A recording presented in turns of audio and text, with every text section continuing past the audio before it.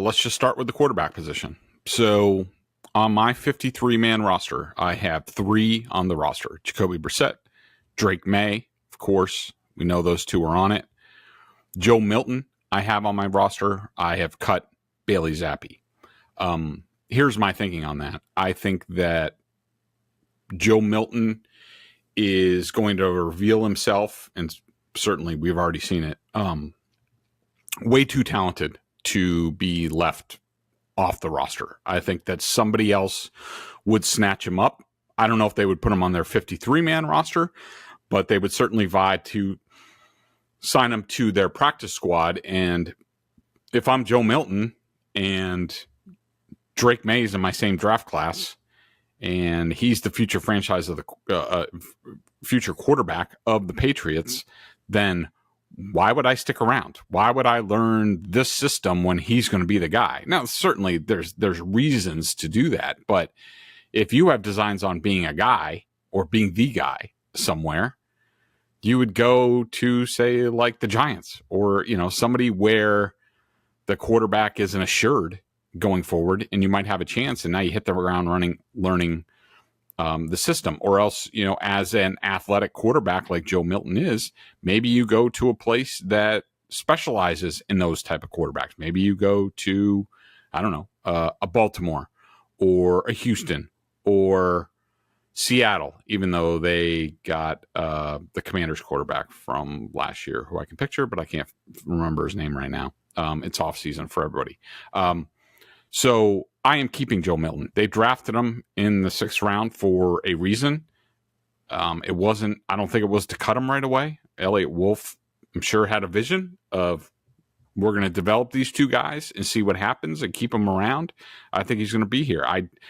Bailey Zappi, could he be on this roster? Could he be on the practice squad at the end of the day? Yeah, sure. I don't rule that out. But I think the odds are more likely that at the quarterback position, the Patriots release. I don't think they can get anything for Bailey Zappi. I highly doubt that. Release him at some point, could be sooner rather than later.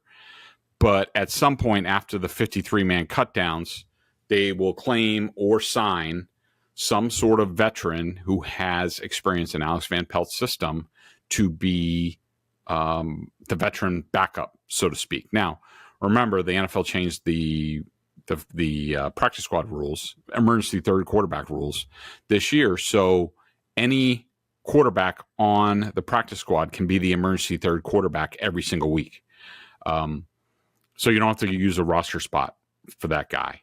And in my mind, we'll see how Drake May develops. Yes, Drake May would be the quote unquote backup to start week 1.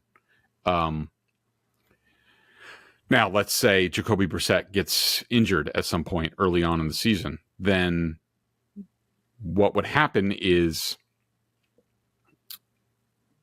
so Drake May would come in, finish the game. Then the Patriots would get into a discussion on Monday.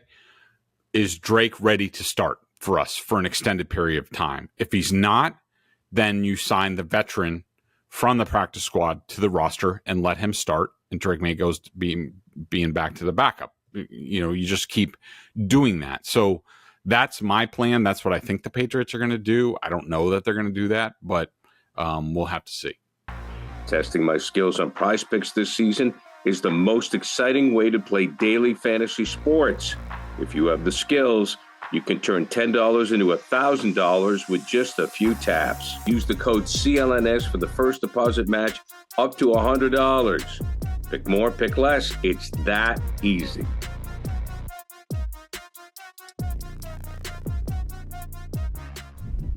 Take the guesswork out of buying NBA tickets at Game Time. Download the Game Time app, create an account, use the code CLNS for $20 off your first purchase. Terms apply. Again, create an account and redeem the code CLNS and get $20 off. Download Game Time today. Last minute tickets, lowest prices, guaranteed. At running back, right now I have 3 on the roster. Historically, and of course this is from the Bill Belichick years, they usually kept around 4, nearly 4.5. So right now I have Ramondre Stevenson, lock, Antonio Gibson, lock. And then the third spot, I have Deshaun Fenwick. Now, I'll just be honest. He's an undrafted free agent. This is a complete guess because I don't even know if we saw him really in the offseason. I know he was dealing with a hamstring injury that the team knew about coming in.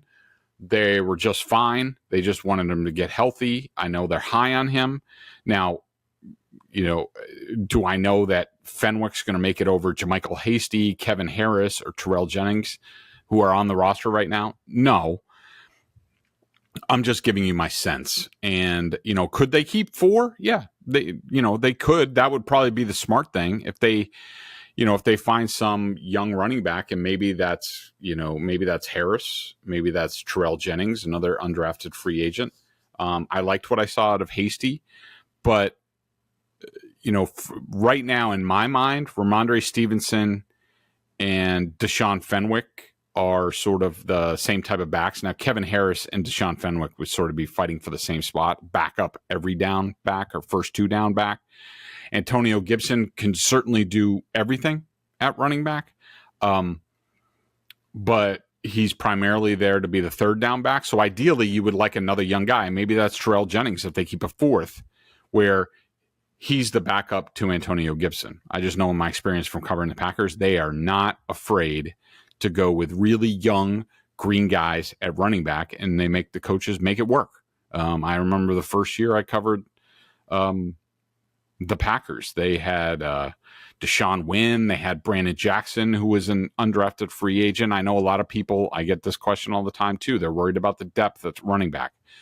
I'm sure the Patriots are going to be trolling the waiver wires, releases, all that stuff, maybe making a trade, because that year that I covered my first year, 2007, covering the Packers, the Packers made a deal towards the end of training camp to the Giants for a guy named Ryan Grant, 6th-round pick. I think they traded him for. Nobody knew about him. Nobody had heard of Ryan Grant. Came out of Notre Dame, I think, if I recall. But nobody thought much when the Packers traded for him.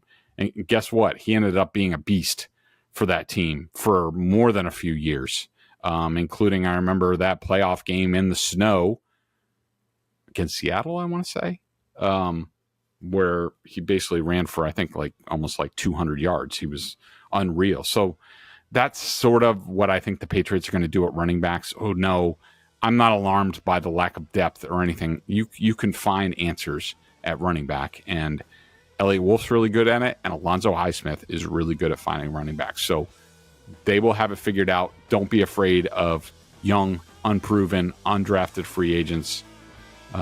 If they have talent, these guys will keep them and make sure that the coaches develop them.